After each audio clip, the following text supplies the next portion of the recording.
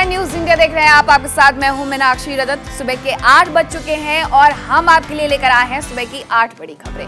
पहली खबर, बिहार में आज बनेगी महागठबंधन की सरकार, नीतीश रिकॉर्ड 8वीं बार सीएम बनेंगे। तो दूसरी खबर, बिहार में ही सत्ता परिवर्तन के विरोध में आज भारतीय जनता पार्टी का धरना प्रदर्शन है। वहीं तीसरी खबर की अगर बात करें तो गुजरात चुनाव के नजदीक आने के साथ ही लगातार गुजरात का दौरा कर रहे हैं आप संयोजक अरविंद केजरीवाल। चौथी खबर है, आज राजस्थान के अलवर के दौरे पर रहेंगे राहुल गांधी।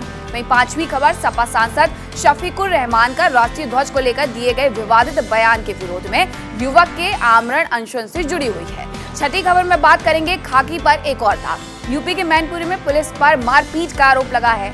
और अगली खबर में बात करेंगे पुंछ में 15 अगस्त की तैयारी को लेकर के, जहां देखने को मिले खूबसूरत नजारे। आखिरी खबर में दिल्ली में भाईजान का तिरंगा प्रेम की बात करेंगे। हर घर तिरंगा अभियान के चलते राष्ट्रीय ध्वज तिरंगे की रिकॉर्ड मांग की गई है। इन सारी खबरों पर इस बुलेटिन में हम आपको विस्तार से बताएंगे।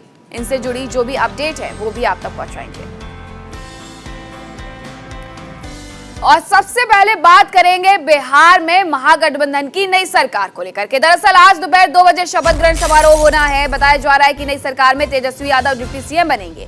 आपको बता दें कि मंगलवार को नीतीश कुमार ने तेजस्वी यादव और महागठबंधन के नेताओं के साथ मिलकर बिहार में नई सरकार बनाने का दावा पेश किया था। राज्यपाल को चिट्ठी सौंपी गई थी। 164 विधायकों के समर्थन का यहाँ पर जिक्र किया गया था। इसमें 7 दलों के विधायक शामिल थे। जिस तरीके से कल बिहार में राजनीतिक उठापटक देखने को मिला, खुद नीतीश कुमार जाते हैं, 2 बार उपराज्यपाल से मुलाकात करते हैं, एक बार जाकर के इस्तीफे की चिट्ठी सौंपते हैं राज्यपाल को, माफ करिएगा, और इस दौरान ये कहते हैं कि वो एनडीए गठबंधन से अलग हो रहे हैं। तो दूसरी बार फिर से मुलाकात करने के लिए जाते हैं तेजस्वी यादव के साथ, यानी आरजेडी के साथ, और यहाँ पर जेडीयू आरजेडी गठबंधन का ऐलान करते हुए और सरकार बनाने के लिए समर्थन। और अधिक जानकारी के साथ मेरे सहयोगी संजीव राय फोन लाइन पर मौजूद है। संजीव, आज नई सरकार का गठन और ऐसे में ये शपथ ग्रहण समारोह, कितने बजे का ये वक्त रखा गया है? क्या शपथ ग्रहण समारोह में आज के दिन केवल मुख्यमंत्री और उप मुख्यमंत्री पद की शपथ ली जाएगी? देखिए, निश्चित तौर पर ये अब नई सरकार का गठन हुआ है और राजभवन के मंडपम में ये जो है पूरा जो है इसका शपथ ग्रहण समारोह होगा। 164 विधायकों की ये सरकार अब है और इसमें जो जानकारी मिल रही है कि सीएम के अलावा उप मुख्यमंत्री के रूप में तेजस्वी यादव भी शपथ लेंगे। हालांकि जो चर्चित चेहरे आप मंत्री के तौर पर सामने आ रहे हैं, ये कयास लगाए जा रहे हैं कि जेडीयू से विजेंद्र प्रसाद यादव, जो कि अभी वर्तमान में मंत्री हैं, जदयू से विजय कुमार चौधरी जो शिक्षा मंत्री हैं, हालांकि उनकी बात भी ये भी सामने आ रही है कि विधानसभा अध्यक्ष भी बन सकते हैं वो। तीसरे जो संजय झा जल संसाधन मंत्री थे और उपेंद्र कुशवाहा, ये 4 नाम जदयू से आ रहे हैं। वहीं अगर आप राजद और कांग्रेस की बात करें तो तेज प्रताप यादव, आलोक कुमार मेहता वरिष्ठ नेता राजद, वो मंत्री पद की दौड़ में है। मदन मोहन झा कांग्रेस के जो अध्यक्ष हैं वो मंत्री पद की दौड़ में है। अजीत शर्मा पुराने नेता रहे कांग्रेस के, वो मंत्री पद की दौड़ में है। भाई वीरेंद्र, शकील अहमद खान, ये तमाम ऐसे चेहरे हैं। सुनील कुमार सिंह और हम पार्टी, जो कि पहले ही कह चुका था कि वो नीतीश कुमार के साथ है, तो हम पार्टी के जो सुप्रीमो है जीतन राम मांझी के बेटे संतोष कुमार सुमन और निर्दलीय सुमित कुमार सिंह, ये चर्चित चेहरे हैं जो कि पहले ये कयास जताए जा रहे हैं कि ये लोग भी मंत्रिमंडल में शामिल हो सकते हैं, यानी कि मंत्रिमंडल का हिस्सा ये भी हो सकते हैं। लेकिन यहाँ रिकॉर्ड तोड़ 22 साल में 8वीं बार मुख्यमंत्री पद की शपथ लेने की तैयार है सीएम नीतीश कुमार के तौर पर।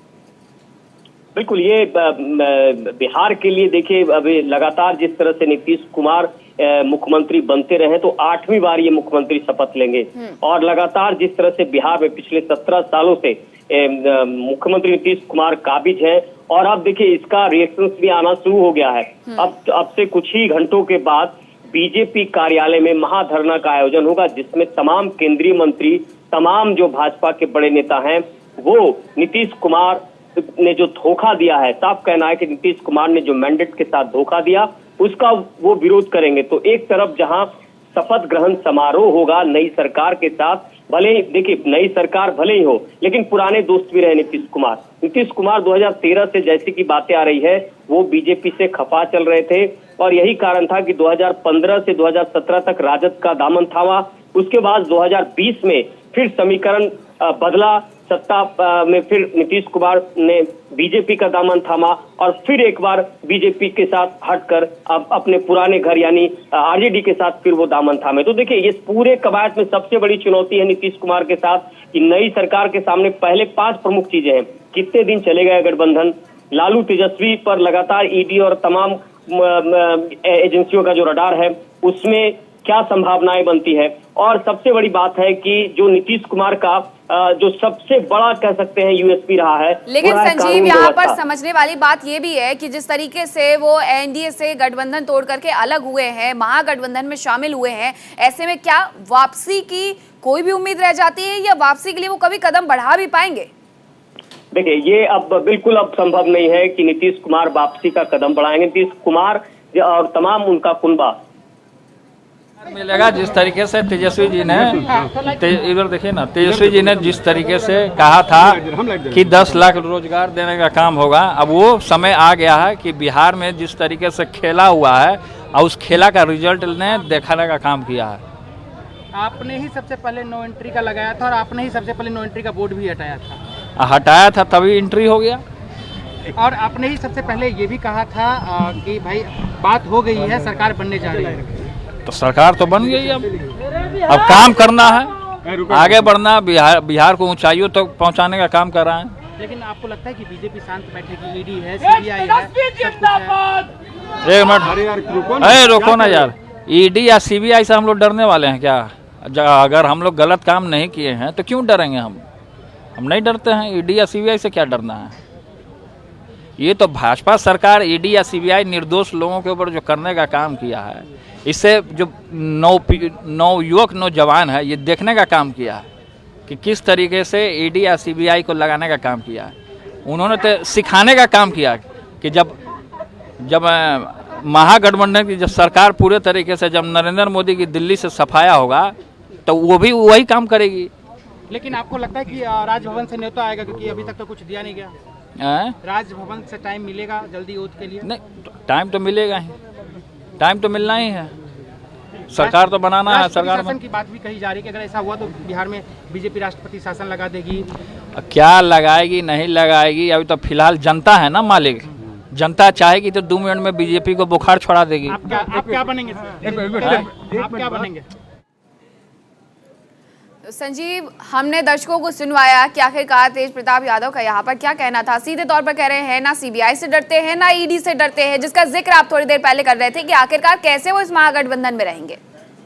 देखिए, बिल्कुल ये एक बहुत बड़ा चैलेंज है, और राष्ट्रीय जनता दल में जिस तरह से लालू प्रसाद यादव की जो बात कहें तो कई सारे ऐसे जो उन पर आरोप हैं, चाहे वो चारा घोटाला का मामला हो, अन्य मामले। उसके बाद देखिए जिस तरह से जो तेजस्वी यादव को भी घेरने की कोशिश की गई थी और ईडी के द्वारा जो कई बार जो वहाँ राबड़ी आवास पर छापे मारे, तो देखिए तेज प्रताप यादव ने ये साफ कहा है कि वो किसी से नहीं डरते। अगर वो सच है तो ये पूरी जो कवायद हो रही है ये सरकार बनाने की, कहीं न कहीं नीतीश कुमार जो है केंद्र की राजनीति को देख रहे हैं। देखिए, बिल्कुल इसका समीकरण साफ है।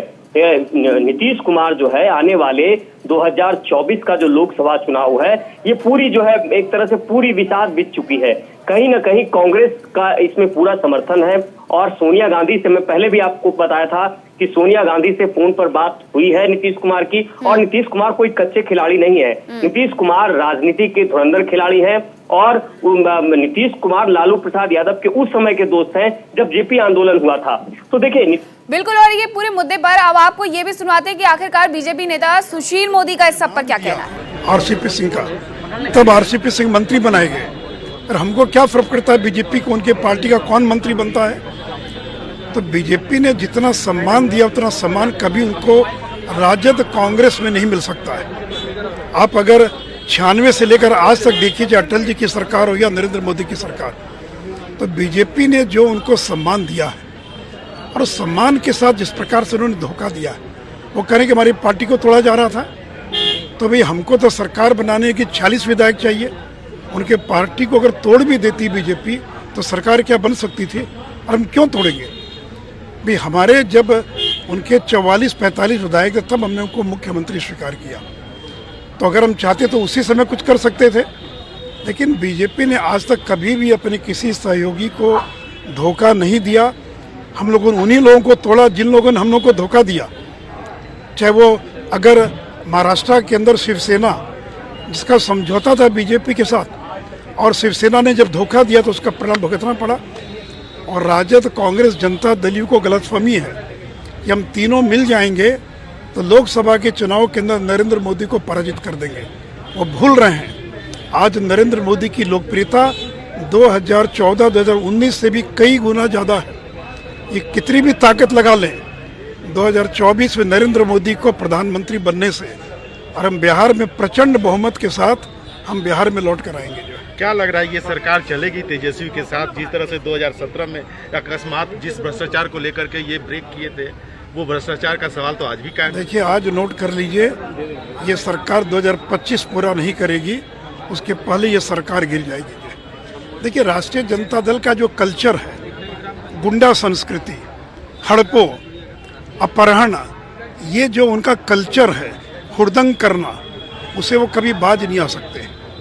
और नीतीश कुमार पिछले भी कार्यकाल में राजद के लोगों को रोक नहीं पाए। लालू यादव का हस्तक्षेप, कौन डीएसपी बनेगा, कौन दरोगा बनेगा, कौन थाना प्रभारी बनेगा, तो बीजेपी ने जितना सहयोग दिया, बीजेपी का जिस प्रकार का सहयोग था काम करने के लिए, जो स्वच्छंदता थी, उसके बावजूद जिस प्रकार का उन्होंने रवैया अपने और जो धोखा और विश्वासघात किया है, उसका परिणाम उनको भुगतना पड़ेगा। तो बीजेपी नेता सुशील मोदी को आप सुन रहे थे, जो सीधे तौर पर कह रहे हैं कि जो यहाँ पर धोखा दिया गया है नीतीश कुमार के द्वारा, उसका परिणाम भी उन्हें भुगतना पड़ेगा। साथ ही 2024 यानी कि लोकसभा चुनाव को लेकर के जो सपने हैं सीएम नीतीश कुमार के कि प्रधानमंत्री पद तक पहुंचेंगे, उसको लेकर भी यहाँ उन्होंने निशाना साधा कि अगर वो केंद्र की राजनीति की तरफ देख रहे हैं तो भूल जाएं, क्योंकि प्रधानमंत्री नरेंद्र मोदी की जो प्रसिद्धि है वो 2014 से कहीं ज्यादा 2024 में देखने को मिलेगी। और रुक करेंगे अगली खबर का। बिहार में हुए बड़े उलटफेर के बाद बीजेपी अब नीतीश और आरजेडी पर हमलावर हो गई है। बिहार में आज नीतीश आरजेडी के साथ मिलकर सरकार बनाने जा रही है, वहीं बीजेपी इसका विरोध जता रही है। इसके खिलाफ बीजेपी के विधायक और कार्यकर्ता आज पटना में प्रदर्शन करेंगे। नीतीश तेजस्वी के खिलाफ हल्ला बोलेंगे। आपको बता दें कि नीतीश ने बीजेपी के साथ नाता तोड़ दिया है और अब तेजस्वी के साथ नाता जोड़ लिया है। संजीव लगातार हमारे साथ जुड़े हुए हैं। संजीव, प्रदर्शन के बारे में आप जानकारी दे रहे थे, 11 बजे ये प्रदर्शन होने वाला है। बिहार बीजेपी के कौन कौन से वो बड़े चेहरे होंगे जो इस प्रदर्शन में शामिल होने वाले हैं? बिल्कुल, देखिए, ये देर रात तक बीजेपी में कोर कमेटी की बैठक में मंथन चला है, जिसमें केंद्रीय मंत्री के साथ साथ तमाम बिहार के कई बड़े दिग्गज नेता शामिल हुए। और उसके बाद ये मंथन में ये तय किया गया कि कल एक महाधरना दिया जाएगा, क्योंकि नीतीश कुमार ने जिस तरह से धोखा दिया, बीजेपी का मैंडेट, बीजेपी को और जेडीयू को जनता ने मैंडेट दिया था सरकार चलाने का, लेकिन उन्होंने इस मैंडेट का जिस तरह से एक तरह से धोखा दिया है, तो उसके खिलाफ आज जो है महाधरना होगा। यही नहीं, मैं बता दूं आपको कि इस महाधरना के बाद जिला स्तर पर तमाम जगहों पर, तमाम बिहार के तमाम जिलों में ये लोग महाधरना देंगे। उसके बाद ये जानकारी मिल रही है कि प्रखंड स्तर पर नीतीश कुमार को किस तरह से पलटू, देखिए नित्यानंद राय ने कल किस तरह से कहा ये पलटू राम है, सल्टू राम है, तो ये चीजें अब चलेगी। और विपक्ष में अकेला बैठा है बीजेपी, क्योंकि देखिए जितने भी दल हैं वो अब कहीं ना कहीं जेडीयू, आरजेडी, हम, माले, कांग्रेस, ये तमाम कुनबा मिलकर सरकार में शामिल हो गए हैं। वहीं विपक्ष के तौर पर अगर आप बात करें तो एक सिंगल अकेला विपक्ष में बैठा है बीजेपी। और देखिए, मैं एक बात और कहूंगा, अब बीजेपी कहीं ना कहीं जिस तरह से चिराग पासवान, पशुपति पारस, ये तमाम लोग हैं, उन आरसीपी सिंह, ये कुनबे को मजबूत करके कहीं ना कहीं एक नई कवायद शुरू होगी और बिहार में एक नई, कह सकते हैं कि नए समीकरण का आगाज भी सामने आएगा। यहाँ एक बात और समझना चाहेंगे कि क्या बिहार में बीजेपी को इस प्रदर्शन से ज्यादा अपने मंथन पर ध्यान नहीं देना चाहिए? तीसरे नंबर की पार्टी सीधे तौर पर तोड़ करके चली जाती है गठबंधन को और महागठबंधन में शामिल होकर के फिर से एक बार सीएम बनने के लिए तैयार हैं, तो यहाँ चिंतन मंथन की आवश्यकता है कि आखिरकार पार्टी के अंदर क्या कुछ चल रहा है जिस वजह से तीसरे नंबर की बिहार की पार्टी सीधे तौर पर चली गई। बिल्कुल, देखिए आपने बहुत सही सवाल किया है। अब कहीं ना कहीं बीजेपी के लिए लोकसभा चुनाव बहुत महत्वपूर्ण हो जाता है, क्योंकि बिहार में जातीय समीकरण एक बहुत बड़ा फैक्टर है। तो ऐसे में बीजेपी ये कोशिश करेगी कि जो अति पिछड़ा और दलित वोट बैंक है उस पर उसकी कैसे पकड़ बने। और यही कारण है कि जो हमारे पास खबर है कि बीजेपी आने वाले 1 महीने के अंदर एक बहुत बड़ा बदलाव करने जा रही है। बिल्कुल, देखिए जो पूरी लड़ाई है वो सिर्फ और सिर्फ 2024 के लोकसभा चुनावों के मद्देनजर है। बहुत शुक्रिया संजीव आपका तमाम जानकारी के लिए। शुक्रिया। रुक करेंगे इस वक्त की बड़ी खबर का। गुजरात से ये बड़ी खबर है, जैसे जैसे चुनाव करीब आते जा रहे हैं वैसे वैसे केजरीवाल के गुजरात दौरे भी बढ़ते जा रहे हैं। दरअसल केजरीवाल गुजरात के लोगों को लुभाने में लग गए हैं, लगातार दौरे भी कर रहे हैं। यही वजह है कि आज फिर केजरीवाल गुजरात जाएंगे और आज वो गुजरात की महिलाओं के लिए कोई बड़ी चुनावी घोषणा कर सकते हैं। तो आज सीएम केजरीवाल और आम आदमी पार्टी के राष्ट्रीय संयोजक अरविंद केजरीवाल का दरअसल ये गुजरात दौरा है और इस दौरान उम्मीद ये जताई जा रही है कि महिलाओं को लेकर के वो कोई बड़ी घोषणा कर सकते हैं। लगातार सक्रिय भूमिका में नजर आ रहे हैं सीएम और अरविंद केजरीवाल लगातार घोषणाएं भी करते जा रहे हैं। पहले 300 यूनिट तक फ्री बिजली का वादा किया, 3000 रुपये प्रति माह बेरोजगारों को देने का वादा किया और आज फिर से जब बनासकांठा पहुंचने वाले हैं तो ऐसे में उम्मीद ये कि महिलाओं के लिए भी बड़ी घोषणा कर सकते हैं। अधिक जानकारी के साथ सहयोगी मेहुल झाला जुड़ गए हैं। मेहुल, आज फिर से पहुंचने वाले हैं सीएम अरविंद केजरीवाल, क्या कुछ यहां पर घोषणाएं कर सकते हैं? उम्मीद जताई जा रही है कि महिलाओं को लेकर के कोई बड़ी घोषणा कर सकते हैं आज वो। जी बिल्कुल, कल तक ये प्रोग्राम तय था कि दिल्ली के मुख्यमंत्री अरविंद केजरीवाल जो है वो बनासकांठा के पालनपुर जिले में आएंगे और पालनपुर में सम्मेलन करेंगे। पर कल देर शाम ये प्रोग्राम चेंज होते हुए अब अहमदाबाद के सरखेज गांधीनगर पर आए हुए शक्ति कॉन्क्लेव सेंटर में महिलाओं को संबोधित करेंगे।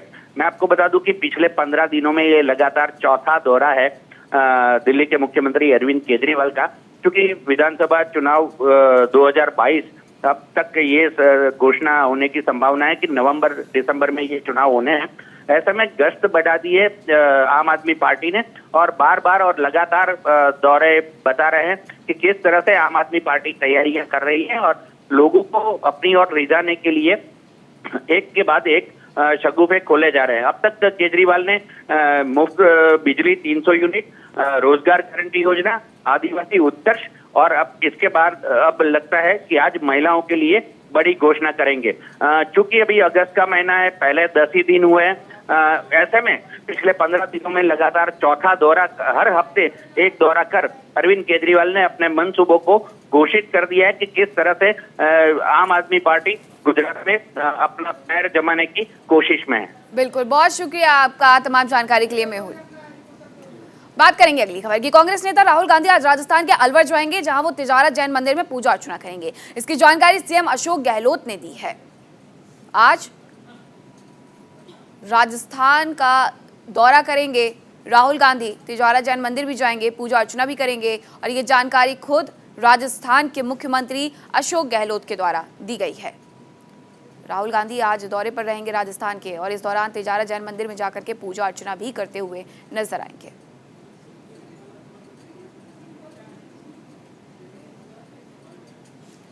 तो राहुल गांधी का ये राजस्थान दौरा, जहां तिजारत जैन मंदिर में पूजा अर्चना करेंगे। और अब बात करेंगे 8 बजे की 8 बड़ी खबरों में संभल की, जहां सपा सांसद शफीकुर रहमान की हर घर तिरंगा कार्यक्रम को लेकर के टिप्पणी के विरोध में शहर कोतवाली की घोड़ा नखास पुलिस चौकी में एक युवक आमरण अनशन पर बैठा है। आपको बता दें कि सपा सांसद शफीकुर रहमान ने कहा था कि तिरंगा देशभक्ति का नहीं है प्रतीक, जिसके बाद से बयान पर भड़के युवाओं ने बीते दिनों शहर कोतवाली समेत जिलाधिकारी को संबोधित नगर मजिस्ट्रेट को ज्ञापन सौंपा, जिसके बाद सपा सांसद पर कार्रवाई न होने से आहत युवक अब घोड़ा नखास चौकी प्रांगण में आमरण अनशन पर बैठा हुआ है।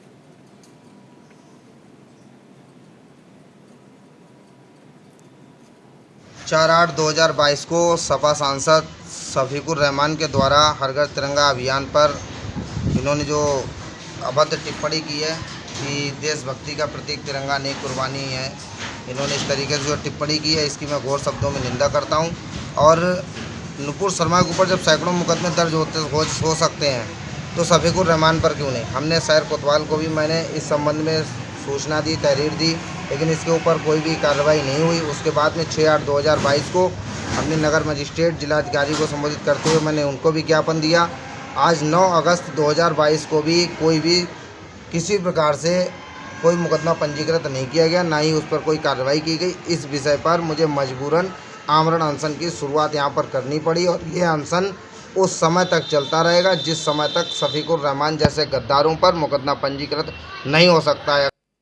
आजादी के अमृत महोत्सव अभियान की धूम पूरे देश में है। इसी कड़ी में लाइन ऑफ कंट्रोल के नजदीकी इलाके उत्तरी कश्मीर के पुंछ के एक स्कूल से हर घर तिरंगा फहराने को लेकर जागरूकता रैली निकाली गई है। मॉडल हायर सेकेंडरी स्कूल से ये रैली शुरू हुई, एलओसी के नजदीकी इलाकों से होते हुए वापस स्कूल में आकर के ये खत्म हुई। तस्वीरों में आपको दिखा रहे हैं स्कूल के भीतर का ये नजारा, जहां तिरंगा रैली का भव्य आयोजन किया गया है, जिसका खूबसूरत दृश्य आप देख सकते हैं। इस रैली में स्कूल के 200 से ज्यादा छात्र छात्राओं ने हिस्सा लिया।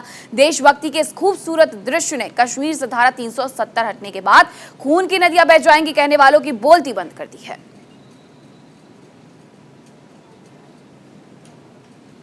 8 बजे की 8 बड़ी खबरों में फिलहाल इतना है।